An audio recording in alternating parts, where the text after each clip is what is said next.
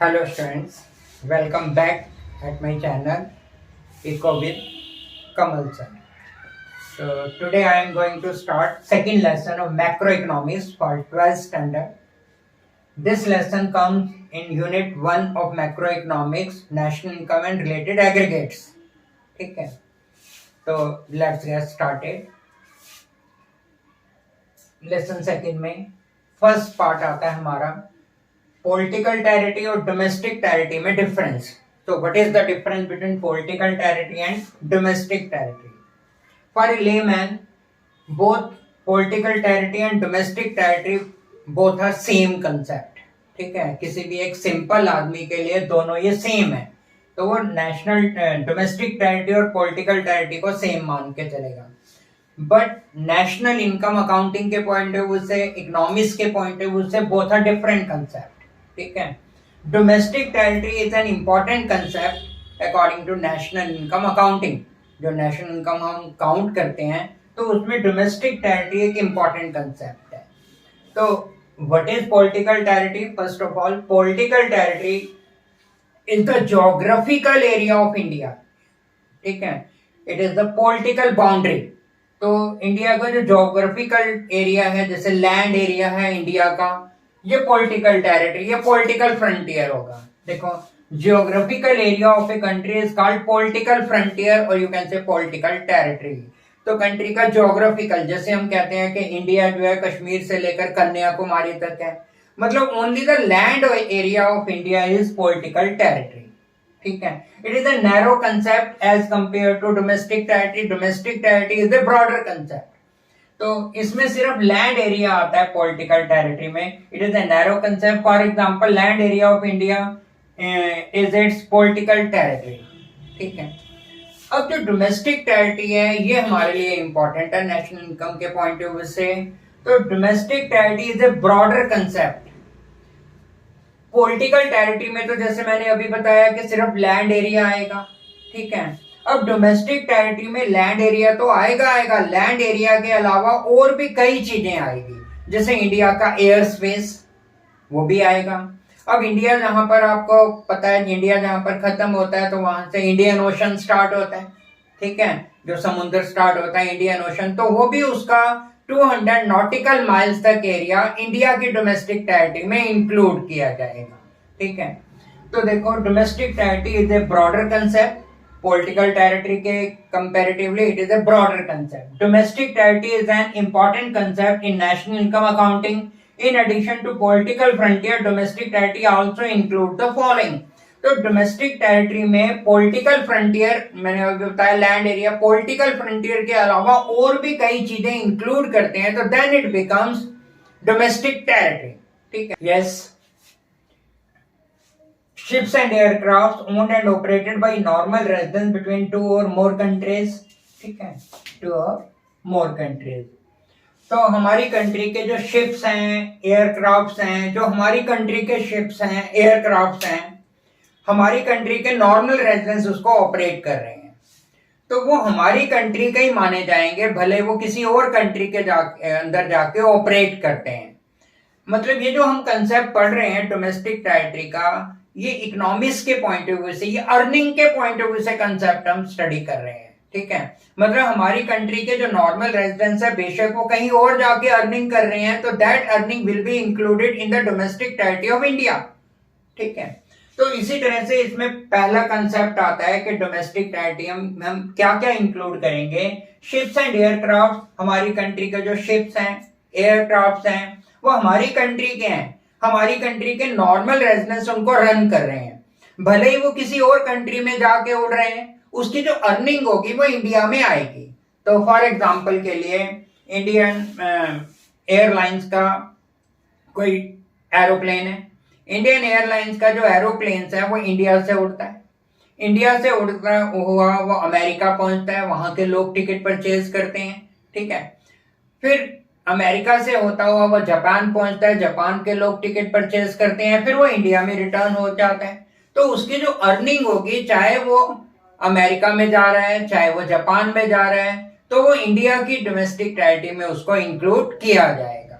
ठीक है, second concept आता है फिशिंग वेसल्स, जिस तरह से एयरक्राफ्ट का एग्जांपल था, in the same way fishing vessels, मछली पकड़ने वाले जो जहाज या नौकाएं होती हैं, oils and natural gas rings and floating platforms operated by the residents of a country in the international waters where they have exclusive rights of operation।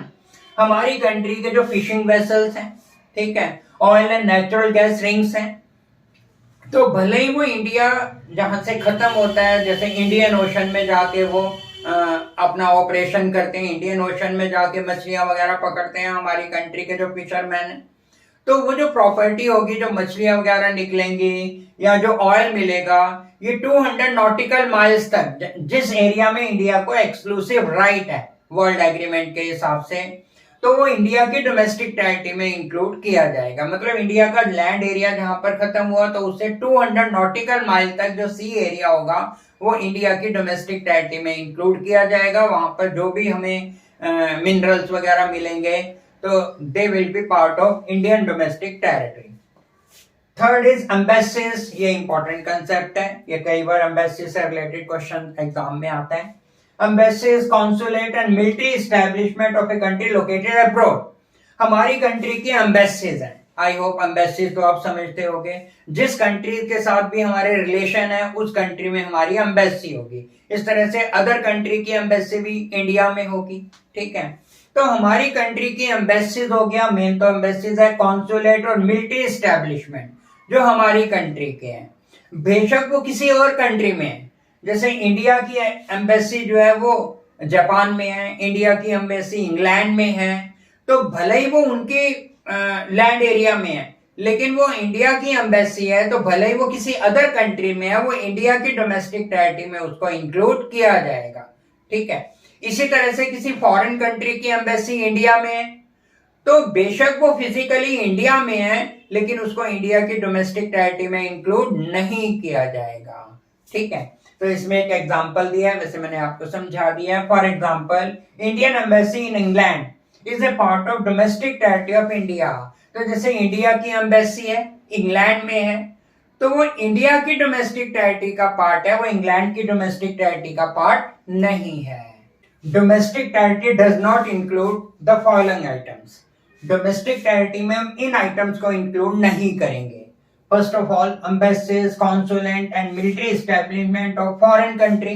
तो जैसे मैंने आपको बताया था कि अगर हमारी कंट्री की एम्बेसी किसी अदर कंट्री में है तो उसको तो हम इंडिया की डोमेस्टिक टेरिटरी में इंक्लूड करेंगे।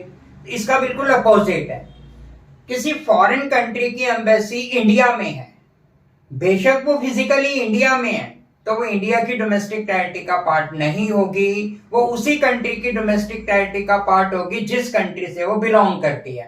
तो for example, American embassy in India, America की एम्बेसी है वो इंडिया में है, तो बेशक वो फिजिकली इंडिया में है, लेकिन it is not the part of domestic territory of India, it will be considered the domestic territory of America. तो अमेरिका की एम्बेसी अगर इंडिया में है तो वो अमेरिका की डोमेस्टिक टेरिटरी का पार्ट होगी। इसी तरह से कोई और कंट्री की एम्बेसी इंडिया में है, जापान की एम्बेसी इंडिया में है, ठीक है, इंग्लैंड की एम्बेसी इंडिया में है, तो वो इंग्लैंड अपनी अपनी कंट्री की डोमेस्टिक टेरिटरी का पार्ट होगी, इंडिया की डोमेस्टिक टेरिटरी का पार्ट नहीं होगी। And second is international organisation like UNO, United Nations Organisation, World Health Organisation, WHO, ठीक है, ये organisation etcetera located within the geographical boundaries of a country. ये इंटरनेशनल ऑर्गेनाइजेशन है, ये किसी कंट्री के नहीं है, ठीक है। ये किसी इनकी ब्रांच, जैसे यूएनओ की ब्रांच अगर अमेरिका में है, WHO की ब्रांच अगर लंदन में है, तो उसको उस कंट्री की डोमेस्टिक टेरिटरी का पार्ट नहीं मानेंगे, ये किसी कंट्री में नहीं आएगी, ये इंटरनेशनल ऑर्गेनाइजेशन है, ये इंटरनेशनल एरिया में आएंगे, ठीक है, किसी कंट्री में नहीं आएंगे। अब ये कुछ आइटम्स हैं, which of the following are covered under domestic territory of India. हमने इंडियन पॉइंट ऑफ व्यू से बताना है, ये क्वेश्चन है, कुछ आइटम्स हैं, हमने इंडियन पॉइंट ऑफ व्यू से बताना है कि whether they are included in domestic territory of India or not. First of all, an Indian company in London, एक इंडिया की कंपनी है और वो लंदन में है, ठीक है, मतलब कोई इंडियन उसको चला रहा है, इंडिया की कंपनी है, वो लंदन में है। तो वो इंडिया की डोमेस्टिक टेरिटरी का पार्ट ये नहीं है, ये लंदन की डोमेस्टिक टेरिटरी का पार्ट है। यहीं पर स्टूडेंट को कंफ्यूजन होता है। एम्बेसीज के लिए अलग रूल है। अगर ये एम्बेसी होती, जैसे ये फोर्थ आइटम है, फोर्थ क्वेश्चन है, Indian embassy in Japan, India की एम्बेसी जापान में है। अब इंडिया की एम्बेसी जापान में है तो ये तो इंडिया की डोमेस्टिक टेरिटरी का पार्ट है। क्वेश्चन नंबर फोर्थ में ये इट इज पार्ट, ये यस है, ये इंडिया की डोमेस्टिक टेरिटरी का पार्ट है क्वेश्चन नंबर फोर्थ में। लेकिन जो फर्स्ट में, ये इंडिया की डोमेस्टिक टेरिटरी का पार्ट नहीं है। फिर ध्यान से समझो, and Indian company London, India की कंपनी है, उसकी ब्रांच लंदन में है, तो वो लंदन की ही डोमेस्टिक टेरिटरी का पार्ट है, वो इंडिया की डोमेस्टिक टेरिटरी का पार्ट नहीं है। उसकी जो इनकम होगी वो लंदन के डोमेस्टिक इनकम में इंक्लूड की जाएगी। अब यहाँ पर जो फोर्थ आइटम है, ये एम्बेसीज हैं। तो मैंने आपको पहले बताया था, जो एम्बेसीज हैं, कॉन्सुलेट्स हैं, मिलिट्री एस्टेब्लिशमेंट है, उनके लिए डिफरेंट रूल है। तो हमारी कंट्री की एम्बेसी है, भले ही वो किसी अदर कंट्री में हो, तो उसको इंडिया की डोमेस्टिक टेरिटरी का पार्ट मानेंगे। तो मैं उम्मीद करता हूँ ये फर्स्ट और फोर्थ में डिफरेंस आपको क्लियर हो गया होगा। ठीक है, अब सेकंड आता है माइक्रोसॉफ्ट ऑफिस इन इंडिया। बिल्कुल ये फर्स्ट की तरह, माइक्रोसॉफ्ट का ऑफिस है वो इंडिया में है। आपको पता है माइक्रोसॉफ्ट जो कंपनी है वो इंडिया की तो नहीं है, तो उसका ऑफिस इंडिया में है, तो वो इंडिया की ही डोमेस्टिक टेरिटरी का पार्ट है। ठीक है, और थर्ड है कंपनी इन इंडिया, ये इंडिया की डोमेस्टिक टेरिटरी का पार्ट है, इसको मैं जस्ट लिख देता हूँ। Company in India own by a Japanese, India में कंपनी है लेकिन उसका मालिक जापानीज है। ठीक है, बेशक वो उसका मालिक कोई जापानीज है, कंपनी तो इंडिया में है, तो वो इंडिया की डोमेस्टिक टेरिटरी का पार्ट होगी। ये यस है, ये इंडिया की डोमेस्टिक। तो फिर मैं एक बार फिर बता देता हूँ, fourth Indian embassy in Japan, India की एम्बेसी है जापान में, तो बेशक वो इंडिया की एम्बेसी है, चाहे वो जापान में है, तो वो जापान की डोमेस्टिक टेरिटरी का पार्ट नहीं है, ये इंडिया की डोमेस्टिक टेरिटरी का पार्ट है। फिफ्थ पॉइंट है office of Reliance industry New York. अब रिलायंस इंडस्ट्री आपको पता है इंडियन इंडस्ट्री है, रिलायंस इंडस्ट्री का ऑफिस जो है वो न्यूयॉर्क में है। तो आपने ये बताना है कि इसको इंडिया की डोमेस्टिक टेरिटरी में इंक्लूड करेंगे या अमेरिका की डोमेस्टिक टेरिटरी में इंक्लूड करेंगे। तो रिलायंस इंडस्ट्रीज है, उसका ऑफिस न्यूयॉर्क में है, तो ये न्यूयॉर्क मींस अमेरिका की ही डोमेस्टिक टेरिटरी में इंक्लूड होगा, ये इंडिया की डोमेस्टिक टेरिटरी में इंक्लूड नहीं होगा। ठीक है, तो जैसे मैंने पहले बताया, अगर ये एम्बेसी होती इंडिया की और अमेरिका में होती तो इसको इंडिया की डोमेस्टिक टेरिटरी में इंक्लूड करते, तो इस केस में नहीं करेंगे। Branch of foreign bank in India, अब फॉरेन बैंक है, उसकी ब्रांच इंडिया में है, तो इसको इंडिया की डोमेस्टिक टेरिटरी में इंक्लूड करेंगे। Yes, it will be included in domestic territory of India, क्योंकि वो ब्रांच इंडिया में है। ठीक है, branch of state bank of in China, state bank आपको पता है इंडिया का है, तो स्टेट बैंक की ब्रांच चाइना में है, तो ये इंडिया की डोमेस्टिक टेरिटरी का पार्ट नहीं होगा, ये चाइना की ही डोमेस्टिक टेरिटरी का पार्ट होगा।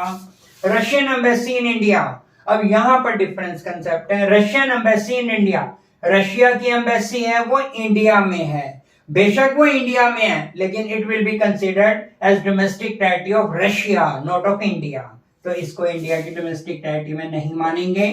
ठीक है, Tata rented it building to Google in America, Tata आपको पता है इंडिया की कंपनी है, टाटा कंपनी ने अपनी बिल्डिंग, जो उसकी बिल्डिंग अमेरिका में होगी, उस बिल्डिंग को उसने गूगल को किराए पे दे दिया, रेंट पे दे दिया, तो ये जो बिल्डिंग है उसकी वो अमेरिका में है, तो it will be considered as domestic territory of America, not of India, तो नो इसका आंसर।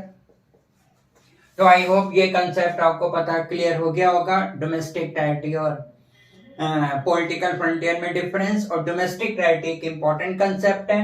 अब हमारा नेक्स्ट कंसेप्ट आता है इसी लेसन में, normal residence, who are the normal residence of a country. ठीक है, तो normal residence of a country refers to an institution और एन इंडिविजुअल। तो नॉर्मल रेजिडेंस कोई इंस्टीट्यूशन, कोई ऑर्गेनाइजेशन भी हो सकता है, कोई सिंपल इंडिविजुअल, कोई सिंपल आदमी भी हो सकता है। कौन होता है? Who ordinary reside in the country, जो कि एक कंट्री में रहता है, एंड उसके economic interest also lies in that country, तो वो इंडिया का नॉर्मल रेजिडेंस या किसी भी कंट्री का नॉर्मल रेजिडेंस होगा। फिर समझाता हूं, तो नॉर्मल रेजिडेंस वो इंडिविजुअल होगा या वो कोई इंस्टीट्यूशन होगा जो ऑर्डिनरी एक कंट्री में रहता है और उसके इकोनॉमिक इंटरेस्ट उसी कंट्री में है जिस कंट्री में वो रह रहा है, तो उस कंट्री का वो नॉर्मल रेजिडेंस कहलाएगा। फॉर एग्जाम्पल, एक अमेरिकन है, उसके पास अमेरिका का पासपोर्ट है, he is still the citizen of America, America का ही सिटीजन है, लेकिन वो इंडिया में रह रहा है, ठीक है। और इसमें एक कॉन्सेप्ट और आता है कि उसको एक कंट्री में रहते हुए कम से कम 1 ईयर हो गया, ठीक है। तो एक अमेरिकन सिटीजन है, इंडिया में रहता है, इंडिया में रहते हुए उसको 1 ईयर कंप्लीट कर लिया है और उसके इकोनॉमिक इंटरेस्ट इंडिया में ही है, तो वो इंडिया की डोमेस्टिक टार्ट है, इंडिया का नॉर्मल रेजिडेंस कहलाएगा। बेशक वो अभी भी सिटीजन अमेरिका का ही होगा, इंडिया का वो नॉर्मल रेजिडेंस कहलाएगा, ठीक है। तो उस सेंटर ऑफ इकोनॉमिक, तो इकोनॉमिक इंटरेस्ट की मेन इसमें पॉइंट आता है। अब इकोनॉमिक इंटरेस्ट क्या होता है? इकोनॉमिक इंटरेस्ट में 2 चीजें आती हैं।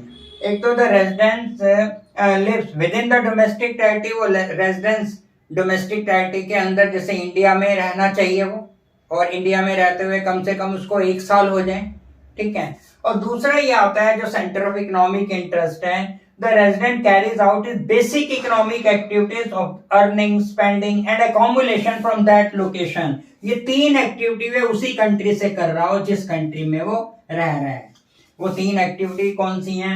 अर्निंग यहीं से कर रहा है जिस कंट्री में वो रह रहा है, अगर इंडिया में रह रहा है तो इंडिया से अर्निंग कर रहा है, स्पेंडिंग इंडिया में ही पैसे खर्च भी कर रहा है। ये नहीं है कि इंडिया में पैसे अर्न कर रहे हैं और पैसे अर्न करके यहां से वो बाहर कहीं भेज रहे हैं, ठीक है, अब्रॉड भेज रहे हैं, तो फिर वो इंडिया का नॉर्मल रेजिडेंस नहीं कहलाएगा। अर्निंग यही कर रहा है, उसको खर्च भी यही कर रहा है, एंड अकोमोडेशन, और अपनी जो प्रॉपर्टी है, अपना बैंक बैलेंस है, अपनी प्रॉपर्टी है, वो यहीं पर बढ़ा रहा है, ठीक है। तो ये 3 चीजें आती हैं इकोनॉमिक एक्टिविटीज में। तो अगर ये 3 काम वो कर रहा है, मतलब उसकी फैमिली भी यहीं पर सेट हो गई, ठीक है। अमेरिका का रेजिडेंट था, इंडिया में आके बस गया, उसकी फैमिली भी यहीं पर सेट हो गई, अब वो यहीं पर अर्निंग कर रहा है, यहीं पर स्पेंडिंग कर रहा है, यहीं पर एकोमोडेशन कर रहा है, तो he will be considered a normal residence of India, not of his own country. Citizen वो अभी भी अमेरिका का ही रहेगा। तो जो सिटीजनशिप होता है वो एक लीगल कंसेप्ट है, उसके बारे में अभी बाद में बताऊंगा। Following are not included under the category of normal residence. तो अभी मैंने बताया था कि नॉर्मल रेजिडेंस में कौन होगा। अब ये है कि इन इंडिविजुअल्स को, इन जनों को हम नॉर्मल रेजिडेंस में इंक्लूड नहीं करेंगे।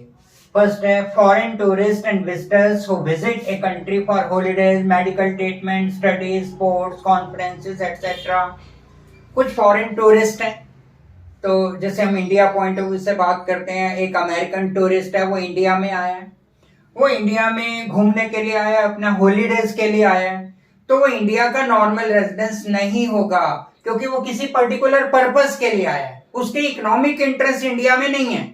तो जिसके इकोनॉमिक इंटरेस्ट इंडिया में होंगे उसको इंडिया का नॉर्मल रेजिडेंस माना जाएगा। तो फॉरेन टूरिस्ट हैं, इसी तरह से कुछ फॉरेन स्टूडेंट्स हैं, इंडिया में स्टडी करने के लिए आते हैं, कुछ स्पोर्ट्समैन है, खेलने के लिए आते हैं, कुछ कॉन्फ्रेंस अटेंड करने के लिए आते हैं, और कुछ मेडिकल पेशेंट्स हैं, बहुत से मेडिकल पेशेंट्स इंडिया में ट्रीटमेंट करवाने के लिए आते हैं, ठीक है। तो वो किसी पर्पस से आए हैं, उनके इकोनॉमिक इंटरेस्ट इंडिया में नहीं है, तो they are not considered as the normal residence of India. उनको अपनी ही कंट्री के नॉर्मल रेजिडेंस माना जाएगा जिस कंट्री से वो बिलोंग करते हैं। सेकेंड पॉइंट है फॉरेन स्टाफ ऑफ एम्बेसीज। इसी तरह से जैसे मैंने बताया था कि अमेरिका की एम्बेसी इंडिया में, तो अमेरिका की ही डोमेस्टिक टेरिटरी का पार्ट है, वो इंडिया की डोमेस्टिक टेरिटरी का पार्ट नहीं है। इसी तरह से अमेरिका की एम्बेसी इंडिया में है, उस एम्बेसी में काम करने वाले फॉरेनर्स, ठीक है, तो वो इंडिया की डोमेस्टिक, इंडिया के नॉर्मल रेजिडेंस नहीं कहलाएंगे, ठीक है, क्योंकि वो अपनी कंट्री में ही काम कर रहे हैं। वो जो अमेरिका की एम्बेसी इंडिया में है, तो एक अमेरिकन की ड्यूटी लगी है, तो अमेरिका का जो ऑफिशियल्स है वो उस एम्बेसी में आके काम कर रहे हैं, वो एम्बेसी अमेरिका की है, इंडिया की तो नहीं है, तो एक तरह से वो अपनी कंट्री में ही आके काम कर रहे हैं, ठीक है, तो उनको इंडिया का नॉर्मल रेजिडेंस नहीं माना जाएगा, वो अमेरिका का ही नॉर्मल रेजिडेंस कहलाएंगे, ठीक है। इस तरह से आगे foreign staff of embassies, official, diplomat and members of arm forces of a foreign country. तो ये इंडिया की डोमेस्टिक टेरिटरी में, सॉरी, इंडिया के नॉर्मल रेजिडेंस इनको नहीं माना जाएगा, ये अपनी कंट्री के नॉर्मल रेजिडेंस कहलाएंगे। International organisation like UNO, WHO etcetera not consider the normal residence of the country in which they operate. तो जैसे मैंने अभी बताया था कि जो इंटरनेशनल ऑर्गेनाइजेशन होते हैं लाइक यूएनओ, डब्ल्यूएचओ, तो इंटरनेशनल ऑर्गेनाइजेशन जो है इनमें ये किसी कंट्री के नहीं होते। अगर इनकी ब्रांच इंडिया में है तो इनकी ब्रांच इंडिया में होने से ये इंटरनेशनल ऑर्गेनाइजेशन इंडिया का नहीं हो जाएगा, इंडिया की डोमेस्टिक टेरिटरी में नहीं आएगा। ये इंटरनेशनल ऑर्गेनाइजेशन है, ये किसी कंट्री की डोमेस्टिक टेरिटरी में नहीं आते, ठीक है। तो इसी तरह से जो इंटरनेशनल ऑर्गेनाइजेशन है UNO, WHO not consider the normal residence of the country in which they operate. जिस कंट्री के अंदर इनकी ब्रांच है, जिस कंट्री से ये ऑपरेट कर रहे हैं, उस कंट्री के ये नॉर्मल रेजिडेंस नहीं कहलाएंगे, because they belong to international area. ये किसी एक पर्टिकुलर कंट्री के नहीं होते इंटरनेशनल ऑर्गेनाइजेशन, ठीक है। They are treated as the normal residence of international area का नॉर्मल रेजिडेंस इनको ट्रीट किया जाएगा। फोर्थ पॉइंट आता है एम्प्लॉयज ऑफ इंटरनेशनल ऑर्गेनाइजेशन, इसी थर्ड पॉइंट से रिलेटेड है। ये जो इंटरनेशनल ऑर्गेनाइजेशन है, इनके इनमें काम करने वाले वर्कर्स, इनमें काम करने वाले एम्प्लॉयज, वो अपनी कंट्री के ही नॉर्मल रेजिडेंट माने जाएंगे जिस कंट्री से वो बिलोंग करते हैं। तो जैसे इंटरनेशनल ऑर्गेनाइजेशन है यूएनओ, डब्ल्यूएचओ, इसका ऑफिस मान लो अमेरिका में है, ठीक है। तो ये तो अमेरिका का नॉर्मल रेजिडेंस नहीं है, ये तो इंटरनेशनल एरिया का है यूएनओ, डब्ल्यूएचओ, लेकिन इस ऑफिस में, इसके ऑफिस में काम करने वाला अमेरिकन, ठीक है। तो इस ऑफिस में काम करने वाला अमेरिकन अगर वो इंटरनेशनल ऑर्गेनाइजेशन में काम कर रहा है डब्ल्यूएचओ में, तो वो इंटरनेशनल एरिया का इंटरनेशनल रेजिडेंस नहीं हो जाएगा, वो अपनी कंट्री का ही नॉर्मल रेजिडेंस रहेगा। तो इसलिए ये पॉइंट है एम्प्लॉयज ऑफ इंटरनेशनल ऑर्गेनाइजेशन, जो इंटरनेशनल ऑर्गेनाइजेशन में काम करने वाले एम्प्लॉयज हैं, they are the normal residence of the country to which they belong. Fifth point है crew members of foreign vessels, commercial travelers and seasonal workers provided their stay is less than 1 year। तो crew members होते हैं, जैसे foreign का aeroplane आया India के अंदर, foreign का शिप आया, उसके जो क्रू मेंबर्स हैं, तो वो जो क्रू मेंबर्स हैं वो किसी पर्पज से इंडिया में आए हैं, तो वो इंडिया के नॉर्मल रेजिडेंस नहीं कहलाएंगे, ठीक है। और उनका जो स्टे है इंडिया में वो 1 ईयर से ज्यादा नहीं होना चाहिए, तो ये इंडिया के नॉर्मल रेजिडेंस नहीं कहलाएंगे। 6 है border workers who live near international borders and cross the border on regular basis to work in the other country, they are treated as normal residents of the country where they live and not where they work, ठीक है। तो कुछ जो border workers होते हैं, जैसे India का border है वो नेपाल के साथ टच करता है, तो बहुत से जो नेपाल के वर्कर्स हैं, नेपालीज हैं, वो इंडिया में आ जाते हैं बॉर्डर क्रॉस करके, ठीक है। तो सुबह के टाइम आ जाते हैं, सारा दिन यहाँ पर काम करते हैं और शाम के टाइम अपनी कंट्री नेपाल में फिर वापस चले जाते हैं। तो इंडिया में वो सिर्फ वर्क करने के लिए आए हैं, तो उनके जो इकोनॉमिक इंटरेस्ट मैंने बताया था, जो नॉर्मल रेजिडेंस के लिए 3 इकोनॉमिक कंडीशंस होती हैं जो इकोनॉमिक इंटरेस्ट हैं, एक तो spending, earning, spending and accumulation.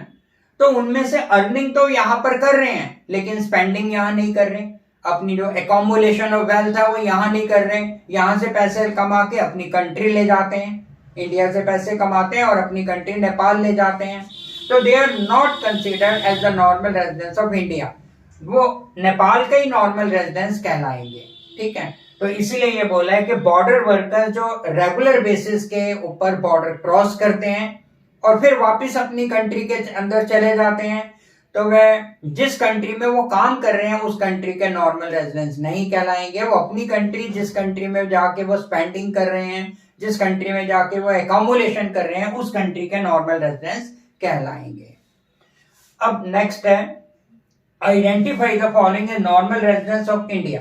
अब आपने इनको पहचानना है इंडिया के पॉइंट ऑफ व्यू से कि क्या इनको इंडिया का नॉर्मल रेजिडेंस मानेंगे या नहीं मानेंगे, ठीक है। तो फर्स्ट पॉइंट है Indian officials working in Indian embassy in USA. India का ऑफिशियल है, कोई इंडिया का ऑफिसर है, तो वो इंडिया की एम्बेसी में काम करता है और इंडिया की एम्बेसी कहां पर है, यूएसए में है। तो आपको जैसे मैंने पहले बताया था, जो इंडिया की एम्बेसी है यूएसए में है, वो इंडिया की डोमेस्टिक टेरिटरी का पार्ट है, ठीक है, वो इंडिया की डोमेस्टिक टेरिटरी का पार्ट है। तो इसमें काम करने वाला जो इंडियन है, तो वो इंडिया का ही नॉर्मल रेजिडेंस उसको माना जाएगा, ठीक है। सेकंड है, a Japanese tourist who stays in India for 2 months, एक जापान का टूरिस्ट है, इंडिया में आता है, 2 महीने के लिए आता है, तो टूरिस्ट है, घूमने के लिए आया है, किसी पर्पज से आया है, तो वो इंडिया का नॉर्मल रेजिडेंस नहीं कहलाएगा, वो जापान का ही नॉर्मल रेजिडेंस कहलाएगा। थर्ड पॉइंट है, Indian going to Australia for watching cricket match, तो इंडियन जो है ऑस्ट्रेलिया गए हैं क्रिकेट मैच देखने के लिए, तो वो तो क्रिकेट मैच देखने के लिए गए हैं, पर्पज से गए हैं, फिर इंडिया वापस आ जाएंगे, तो उनके जो इकोनॉमिक इंटरेस्ट है ऑस्ट्रेलिया में नहीं हो जाएंगे, तो इंडिया के नॉर्मल रेजिडेंस कहलाएंगे। Indians working in UNO office located in America for less than 1 year, Indians हैं, वो यूएनओ के ऑफिस में काम कर रहे हैं, और वो यूएनओ का ऑफिस जो है अमेरिका में है।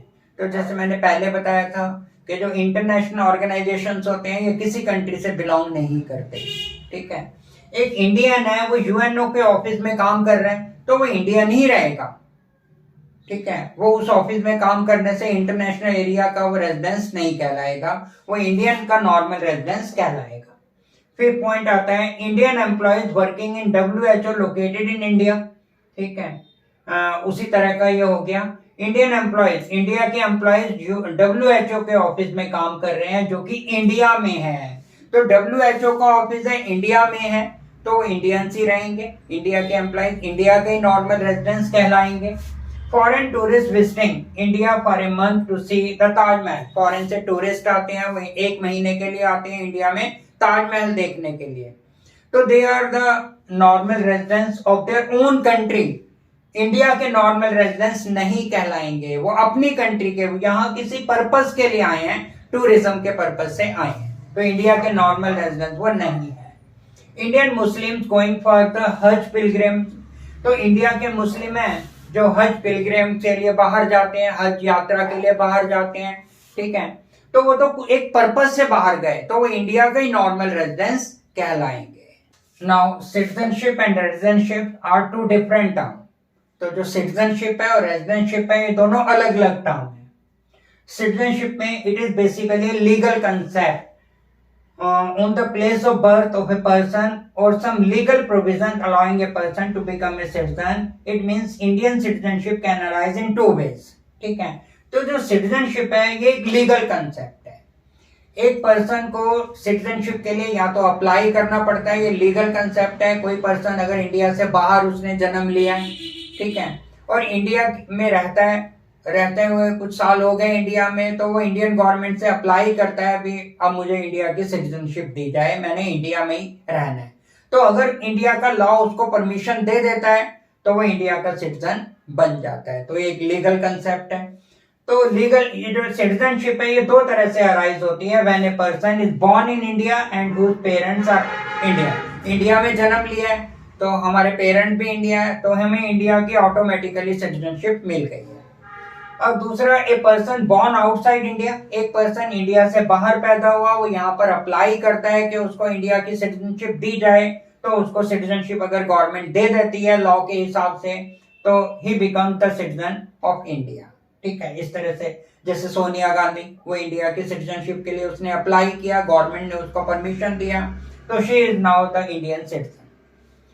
Now residentship, this is different from citizenship, ये सिटीजन से बिल्कुल डिफरेंट है। तो एक इंडिया का नॉर्मल रेजिडेंस हो सकता है बिना इंडिया की सिटीजनशिप लिए, ठीक है। जैसे मैंने पहले भी एग्जांपल दिया था, एक अमेरिकन है, उसके पास अमेरिका का अभी भी पासपोर्ट अमेरिका का है, still he belongs to America, उसके पास सिटीजनशिप अमेरिका की है, लेकिन वो इंडिया में आ गया, इंडिया में सेट हो गया, इंडिया में रहते हुए उसको 1 ईयर से ज्यादा हो गया, और उसके इकोनॉमिक इंटरेस्ट इंडिया में हो गए। इकोनॉमिक इंटरेस्ट में मैंने 3 चीजें बताई थी, अर्निंग, स्पेंडिंग एंड अकोमुलेशन, वो इंडिया में हो गई, तो वो इंडिया का नॉर्मल रेजिडेंस कहलाएगा, भले ही वो अभी भी अमेरिका का सिटीजन है, उसके साथ साथ वो इंडिया का नॉर्मल रेजिडेंट भी हो गया, क्योंकि उसके इकोनॉमिक इंटरेस्ट इंडिया से बिलोंग कर रहे हैं। तो इट इज एन इकोनॉमिक, ये इकोनॉमिक कंसेप्ट है, उसकी जो इनकम होगी वो इंडिया की डोमेस्टिक इनकम में इंक्लूड की जाएगी, ठीक है। तो ये इकोनॉमिक कंसेप्ट है, based on the basic economic activities के ऊपर ये डिपेंड कर रहा है। इकोनॉमिक एक्टिविटी मैंने बता दिया आपको कई बार। An individual is a normal residence of a country if he reside in the country and is economic interest, अगर वो एक कंट्री में रहता है और उसके इकोनॉमिक इंटरेस्ट उसी कंट्री में जिस कंट्री में वो रह रहा है। ये भी कंसेप्ट पहले क्लियर कर चुके हैं, ठीक है। तो आज के वीडियो के लिए इतना ही। नेक्स्ट क्लास में मैं इसी लेसन को कंटिन्यू करूंगा नेक्स्ट वीडियो में। तो हाँ, अगर आपको मेरा वीडियो पसंद आया हो, मेरा लेक्चर पसंद आया हो, अच्छा लग रहा है मेरी टीचिंग, तो please like, share and subscribe my channel and also press the bell icon. Thanks for watching the video.